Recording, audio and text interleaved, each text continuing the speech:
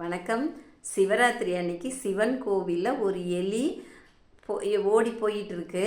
அங்கே ஒரு விளக்கு, நெய் விளக்கு எரிஞ்சிட்ருக்கு. எப்போவுமே விளக்கு சிவன் கோவிலில் ஏற்றும்போது சுத்தமான நெய்யால் விளக்கு ஏற்றுனீங்கன்னா ரொம்ப நல்லது. அந்த விளக்கு எரியிற வாசனையில் நெய் வாசனை வருது. இந்த எலிக்கு அந்த வாசனை ரொம்பவே சாப்பிடணும் போல் இருக்குது அந்த நெய்யை. அதனால் அந்த நெய்யை சாப்பிட்றதுக்காக விளக்கு கிட்ட போகுது. அப்போ அது மூக்குப்பட்டு மங்கலாக எரிஞ்சிட்டு இருந்த விளக்கு நல்லா சுடர் விட்டு எரிய ஆரம்பிச்சிடுது. அந்த சுடர் எலி மூக்கில் பட்டவுடனே வெப்பம் தாங்காமல் எலி ஓடி போகுது. ஆனாலும் அந்த விளக்கை தூண்டி விட்டதாலேயே அந்த எலிக்கு அடுத்த பிறவியில் உலகையும் ஆள்ற மகாபலி சக்கரவர்த்தியாக அவர் பிறக்கிறார். அதனால் சிவன் கோவிலில் நாம் போய் ஏதாவது ஒரு சின்ன வேலை செஞ்சாலும் நமக்கு நல்லது தான் நடக்கும்ன்றது ஐதீகம்.